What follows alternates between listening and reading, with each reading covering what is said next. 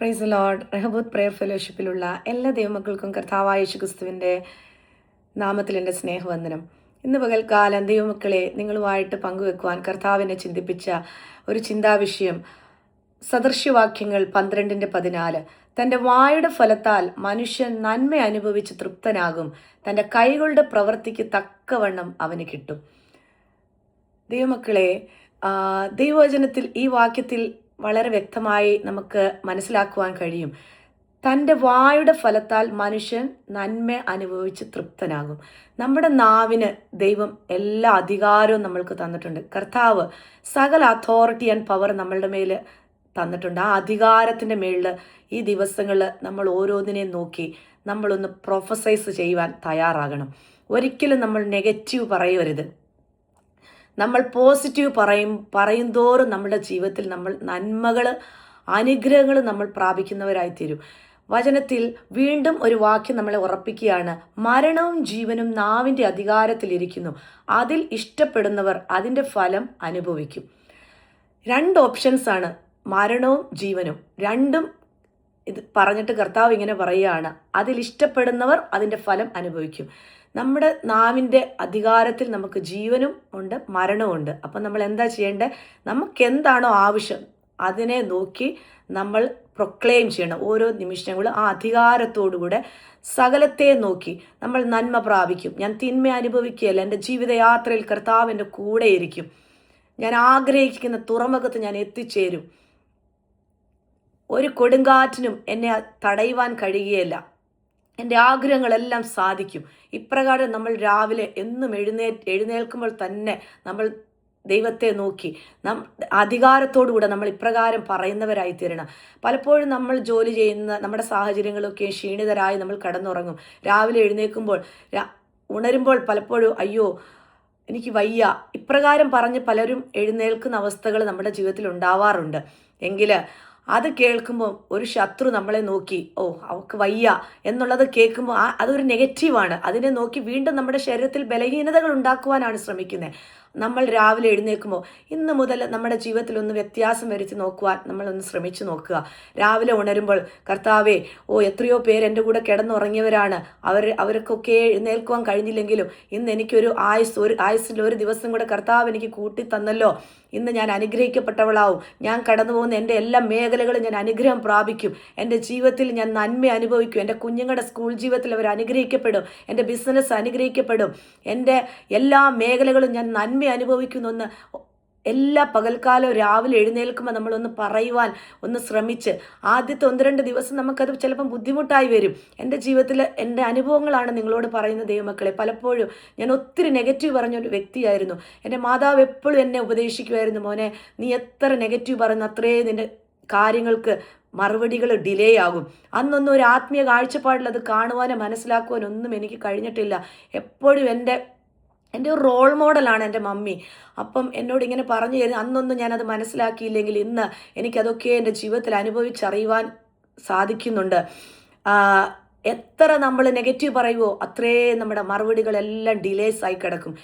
ഒരു ഹോപ്സും ഇല്ലാത്തടത്ത്, ഒരു സാധ്യതകളും ഇല്ലാത്തതിനെ നോക്കി യേശുവിൻ്റെ നാമത്തിൽ അത് സംഭവിക്കും, ഞാൻ ഇന്നതായിത്തീരും, ഇന്ന് എൻ്റെ കാര്യങ്ങളൊക്കെ സാധിക്കപ്പെടും എന്നൊന്ന് നമ്മൾ പറയുകയാണെങ്കിൽ കാറ്റ് കാണുകയില്ല, കോള് കാണുകയില്ല, എങ്കിലും ഈ താഴ്വരകളിൽ കുഴികളെ കുഴിപ്പീൻ, ഞാനിതിനെ വെള്ളത്താൽ നിറയ്ക്കാമെന്നാണ് വചനം നമ്മളെ പഠിപ്പിക്കുന്നത്. നമ്മളൊന്ന് വിശ്വാസത്തോടു കൂടെ കണ്ടുകൊണ്ട്, ഒരു ലക്ഷണങ്ങളും കണ്ടില്ലെങ്കിലും ഞാൻ കുഴിക്കുന്നിടത്ത് ഞാൻ വെള്ളം കാണും എന്നുള്ള വിശ്വാസത്തോടൊന്ന് നമ്മൾ അതൊന്ന് ചെയ്യുവാൻ തയ്യാറായിക്കേ നമ്മുടെ ജീവിതത്തിൽ നമ്മളത് അനുഭവിച്ചറിയുവാൻ നമ്മൾക്ക് കഴിയും.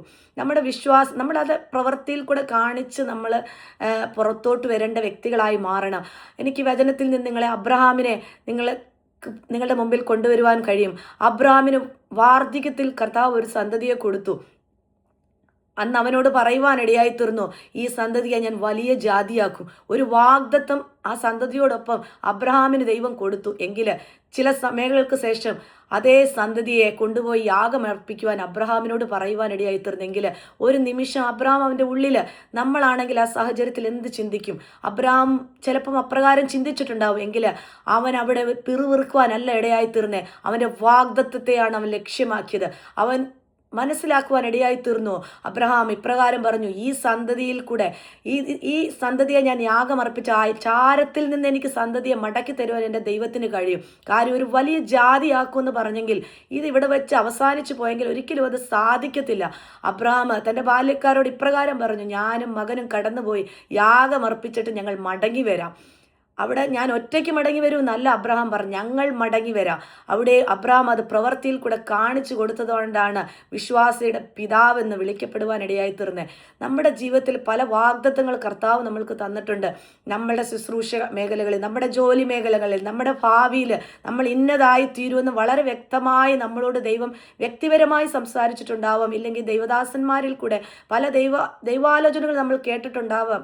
എങ്കിൽ പല പ്രതിസന്ധികൾ നമ്മൾ കടന്നു വരുമ്പോൾ അതിനെ നോക്കി നമ്മൾ ക്ഷീണിച്ചു പോകാതെ ആ വാഗ്ദത്തങ്ങളോട് നോക്കി നമ്മൾ ഈ ദിവസങ്ങളിൽ വെല്ലുവിളിക്കുന്നവരായിത്തീരണം. കഴിഞ്ഞ ദിവസങ്ങളിൽ എൻ്റെ സാക്ഷ്യം പറയട്ടെ ദൈവമക്കളെ, കഴിഞ്ഞ ദിവസങ്ങളിൽ എൻ്റെ ജീവിതത്തിൽ വലിയ പ്രയാസങ്ങളും പ്രതികൂലങ്ങളിൽ കൂടെ കഴിഞ്ഞ ഒരാഴ്ച വട്ടക്കാലം ഞാൻ കടന്നുപോയി. വളരെ ക്ഷീണിതളായി. എൻ്റെ ജീവിതത്തിൽ പനിയുടെ അസ്വസ്ഥതകളും ചെസ്റ്റ് പെയിനാലൊക്കെ ഞാൻ ഭാരപ്പെട്ടു. പെട്ടെന്ന് ചെസ്റ്റ് പെയിൻ എന്നൊക്കെ കേൾക്കുമ്പോൾ നമ്മൾ വ്യാകുലപ്പെടും. ഞാൻ കടന്നുപോയി GP-യിൽ പോയി. അവിടെ എൻ്റെ ECG നോക്കിയപ്പോൾ എൻ്റെ ECG-യിൽ വ്യത്യാസങ്ങൾ കണ്ടു. അവർക്ക് അല്പം ഭയമായി. പെട്ടെന്ന് തന്നെ അവർ റെഫറൽ കൊടുത്തു. ഹോസ്പിറ്റലിൽ കടന്നു പോകാൻ പറഞ്ഞു. പലയിടത്ത് അവർ എനിക്ക് റാപ്പിഡ് അസസ്മെൻറ്റ് കൊടുത്തു. എങ്കിൽ ഞാൻ അവിടുന്ന് A&E പോകാതെ മടങ്ങി ECG-യുമായിട്ട് എൻ്റെ ഭവനത്തിൽ വന്നു. 2 ദിവസം ഞാൻ ഭവനത്തിലിരുന്ന് എൻ്റെ കർത്താവിനോട് പറഞ്ഞു, കർത്താവേ, ഇന്ന കാര്യങ്ങൾ ഞാൻ ചോദിക്കാതെ എന്നോട് ഇങ്ങോട്ട് കർത്താവ് എനിക്ക് തന്നിരിക്കുന്ന വാഗ്ദത്തങ്ങളാണെങ്കിൽ ഈ ECG-യെ നോക്കി ശത്രു എൻ്റെ മുമ്പിൽ വെല്ലുവിളിക്കുവാനല്ല, ഞാൻ കടന്നു പോകും. ഞാൻ 2 ദിവസം എൻ്റെ ദൈവത്തിൻ്റെ പാദപീഠത്തിലിരുന്ന് ദൈവസ്ഥലിരുന്ന് പ്രാർത്ഥിച്ചിട്ട് ഞാൻ ചെക്കപ്പിന് കടന്നു പോകും. കാര്യം അപ്പോയിൻമെൻ്റ് ഒക്കെ നമുക്ക് കിട്ടുക എന്നുള്ളത് വളരെ ബുദ്ധിമുട്ടുള്ള കാര്യങ്ങളാണ്. 2 ദിവസം ഞാൻ ഭവനത്തിൽ ഇരുന്നിട്ട് ഞാൻ കടന്നുപോയി. ആ ECG-യുമായിട്ട് ഞാൻ എൻ്റെ A&E കടന്നു പോയേച്ച് ഞാൻ ആ ECG അവരെ കാണിച്ചപ്പോൾ തന്നെ പെട്ടെന്ന് അവരെന്നെ വേറെ ഒന്നും ചോദിക്കാതെ അടുത്ത ECG-ക്ക് വേണ്ടി എന്നെ കയറ്റി. ECG എടുത്തു. Completely normal ECG. രണ്ടും കൂടെ അവർ കമ്പയർ ചെയ്തു. അവർക്ക് വിശ്വസിക്കുവാൻ കഴിഞ്ഞില്ല. എങ്കിൽ അവർ എന്നെ ഒരു ദിവസം അവിടെ തന്നെ നിർത്തി പല ബ്ലഡ് ചെക്കപ്പുകൾ എനിക്ക് വേണ്ടി, കാർഡിയാക് എൻസൈംസ് കംപ്ലീറ്റ് എനിക്ക് വേണ്ടി ചെയ്തു.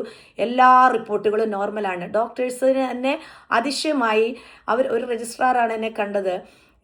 എങ്കിൽ ഞാൻ എൻ്റെ ഉള്ളിൽ ദൈവമായിട്ടുള്ള ഉടമ്പടിയും കർത്താവിനോട് പറഞ്ഞ ദൈവം എനിക്ക് തന്ന വാഗ്ദത്തത്തെ നോക്കി ക്ലെയിം ചെയ്ത് ദൈവത്തോട് അവകാശം പറഞ്ഞിട്ടാണ് ഞാൻ ഹോസ്പിറ്റലിൽ കടന്നുപോയത്. എങ്കിൽ അവിടെ എൻ്റെ ദൈവം എനിക്ക് വേണ്ടി വലിയവ ചെയ്യുവാൻ ഇടയായി തീർന്നു. നമ്മുടെ ജീവിതത്തിൽ നമ്മുടെ വാഗ്ദത്തങ്ങളെ നമ്മൾ നോക്കിക്കൊണ്ട് അതിന് മുമ്പിൽ നമ്മൾ അതിനെ പോസിറ്റീവായി എടുത്തുകൊണ്ട് ക്ലെയിം ചെയ്തുകൊണ്ട് ഈ ദിവസങ്ങളിൽ മുന്നേറുന്നവരായി തീരാം. അതാണ് എനിക്ക് നിങ്ങളിൽ കൂടെ, എൻ്റെ സാക്ഷ്യത്തിൽ കൂടെ ഞാൻ നിങ്ങളോട് പറയുന്നത്. ദൈവം പല വ്യക്തികളെ എനിക്ക് നിങ്ങളുടെ മുമ്പിൽ കൊണ്ടുവരുവാൻ കഴിയും. നമ്മളുടെ ഹോപ്സ് നമ്മൾ ഒരിക്കലും നമ്മൾ പ്രതീക്ഷ അറ്റുപോകുന്നവരായി തരരുത്. നമ്മൾ ഇതിൻ്റെ അകത്ത് പലരും ലേഡീസ് ആയതുകൊണ്ട് ഞാൻ രൂത്തിനെ പറ്റി നിങ്ങളുടെ മുമ്പിൽ പറയാം. രൂത്ത്, അവളുടെ ജീവിതത്തിലെല്ലാം നഷ്ടപ്പെട്ടു. അവളുടെ ഭർത്താവ്, അവളുടെ യൗവന പ്രായത്തിൽ അവളുടെ ഭർത്താവ് നഷ്ടപ്പെട്ടു, സകലം നഷ്ടപ്പെട്ടു. നവോമി അവളെ ഇട്ടിട്ട് കടന്നു പോകുവാൻ തുടങ്ങിയപ്പോൾ ഒന്നും കാണാത്തിടത്ത് അവൾ നോക്കി പറഞ്ഞു, എൻ്റെ ജനം നിൻ്റെ ജനം, നീ പോകുന്നിടത്തൊക്കെ ഞാൻ പോകും, നിന്റെ ദൈവം എൻ്റെ ദൈവം. ആ വിശ്വാസത്തിൽ അവളുടെ പ്രവൃത്തിയിൽ അത് കാണിച്ചു കൊടുത്തു. ഒരിക്കലും വചനത്തിൻ്റെ അടിസ്ഥാനത്തിൽ ഒരു മോവാബ്യ സ്ത്രീക്ക് യഹൂദന്മാരുടെ മുമ്പിൽ ഒരു അവകാശമില്ലാത്തടത്ത്, അവൾ ഒന്നും കാണാത്തടത്ത് അവിടെ വിശ്വാസത്തെ പ്രഖ്യാപിച്ചവൾ കടന്നുപോയി. പിന്നീട് നമുക്കറിയാം രൂത്തിന്റെ ചരിത്രം. അവളിൽ കൂടെ ദാവീദിൻ്റെ സന്തതിയിൽ പുറപ്പെട്ട ആ ഒരു ക്രിസ്തുവിൻ്റെ നമ്മുടെ ആ ജനറേഷനെ പറ്റി നമുക്ക് മനസ്സിലാകുവാൻ കഴിയും. അങ്ങനെയാണെങ്കിൽ നമ്മുടെ ജീവിതത്തിൽ ഒന്നും നമുക്ക് പ്രതീക്ഷയ്ക്ക് വകയില്ലെങ്കിലും കർത്താവ് നമ്മൾക്ക് പ്രതീക്ഷയ്ക്ക് വകയുള്ള ദൈവമായി നമ്മളോട് കൂടെ ജീവിക്കുമ്പോൾ നമ്മൾ അതിനെ നോക്കി, ആ യേശുവിൻ്റെ മുഖത്തെ നോക്കി പലതും ഈ ദിവസങ്ങളിൽ നമ്മൾ പ്രഖ്യാപിക്കാൻ ദൈവമക്കളെ, ദൈവം നമ്മളെ അതിനുവേണ്ടി നമ്മൾ ക്ഷീണിച്ചു പോകാതെ തളർന്നു പോകാതെ വിശ്വാസത്തിൽ ഉറച്ചു നിന്നുകൊണ്ട് എസ്കേൽ ചിതറിക്കിടന്ന അസ്ഥിക്കൂടത്തെ നോക്കി അവൻ പ്രവചിക്കുവാൻ ഇടയായി തീർന്നു. എങ്കിൽ കർത്താവെ നീ അറിയുന്നെന്ന് പറഞ്ഞാണ്, ദൈവത്തിൽ ആശ്രയിച്ചാണ് അവൻ പ്രവചിച്ച് അത് ജീവനുള്ള, അതിൽ അസ്ഥി മാംസം ത്വക്കും മജ്ജയും എല്ലാം ചേർന്ന് ജീവനുള്ള ഒരു ദേഹിയായി മാറിയെങ്കിൽ ഈ ദിവസങ്ങളിൽ നമ്മുടെ ഇല്ലായ്മയെ, നമ്മുടെ നിരാശയെ നോക്കി, നമ്മുടെ അസാധ്യതകളെ നോക്കി ദിവസങ്ങളിൽ നമ്മൾക്ക് കർത്താവിൻ്റെ സന്നിധിയിൽ നിന്നൊന്ന് ദൈവസന്നിധിയിൽ ദൈവത്തിൻ്റെ വാഗ്ദത്തെ നോക്കി ഒന്ന് പ്രവചിക്കാം, പ്രൊഫസൈസ് ചെയ്യാം.